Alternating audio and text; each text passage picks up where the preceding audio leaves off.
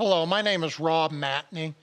I'm a pastor at Cornerstone Baptist Church, and I wanted to share with you my passion for working with the Native Americans.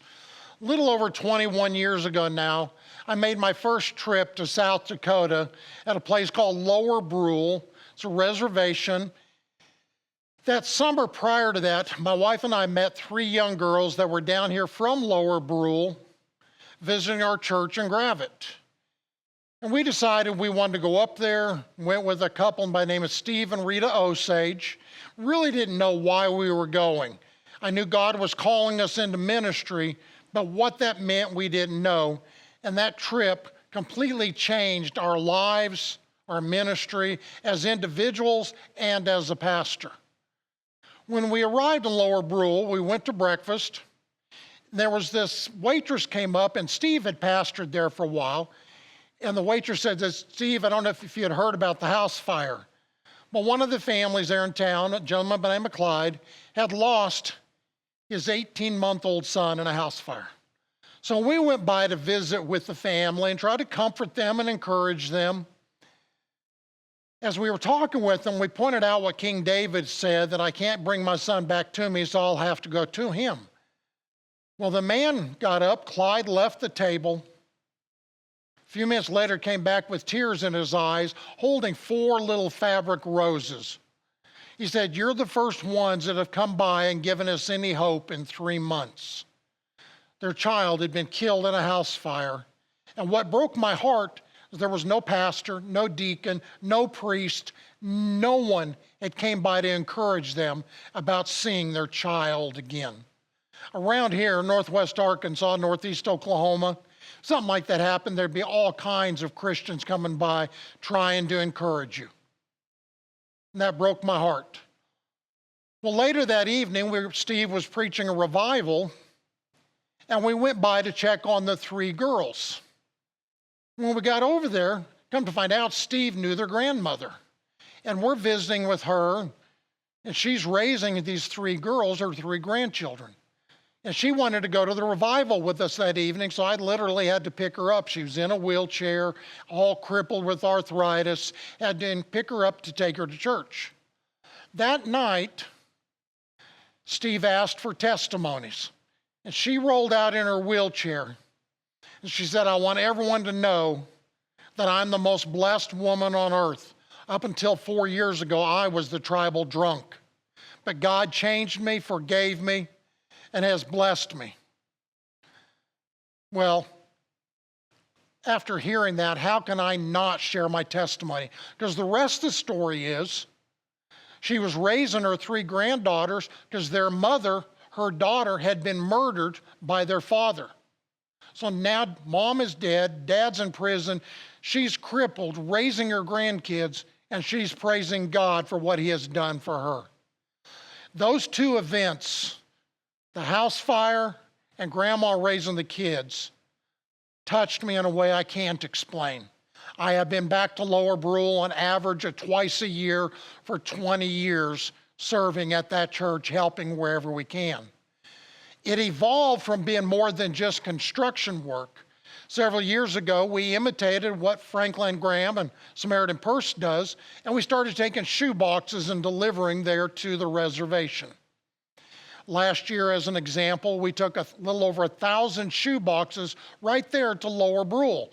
Part went to Hilltop Baptist Church, and part of them, about half of them, we delivered to a school and got to stand there and hand them out directly to them.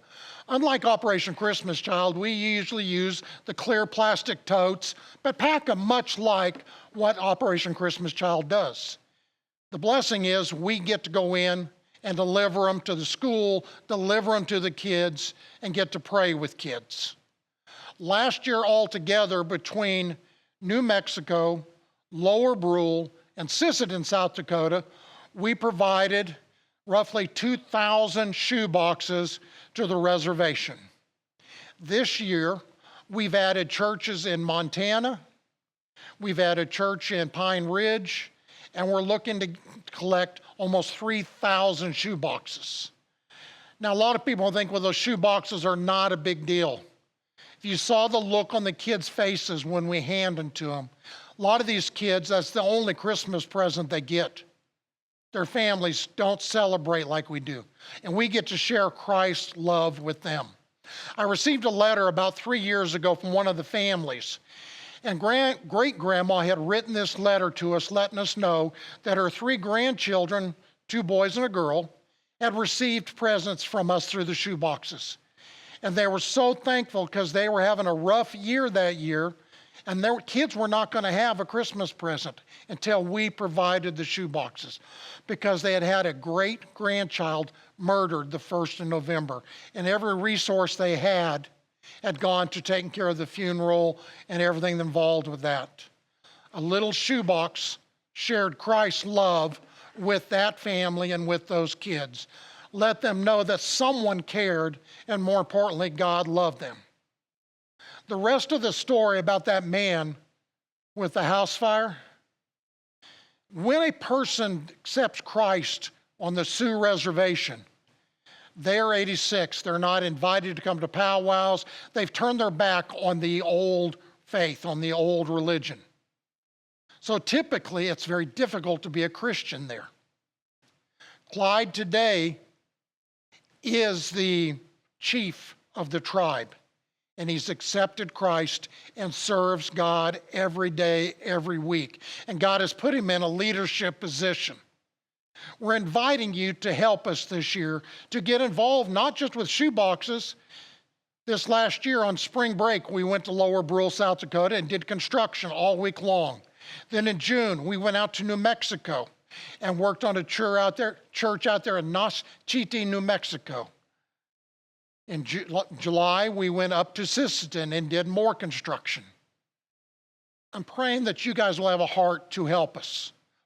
Maybe financially, maybe you provide shoe boxes, maybe you go with us. Most importantly, please be praying for us. Our organization is named Native American Missions and Evangelism. God has opened us a door to serve helping these churches. And my job when I go there is, first of all, to tell people about Jesus, but also to encourage the local indigenous pastors. The work they have there, I want them to know they are not alone. In the last 20, almost 21 years, we have now worked on 27 different Baptist churches between Oklahoma, New Mexico, Montana, South and North Dakota. And we're inviting you to be a part of it. If you have any questions, my phone number is 918-226-1539. And I would love to answer any questions you have. But if you can do nothing else, please pray that God uses our efforts in these shoe boxes to lead people to Christ. God bless you. Hope you have a great Thanksgiving and Christmas.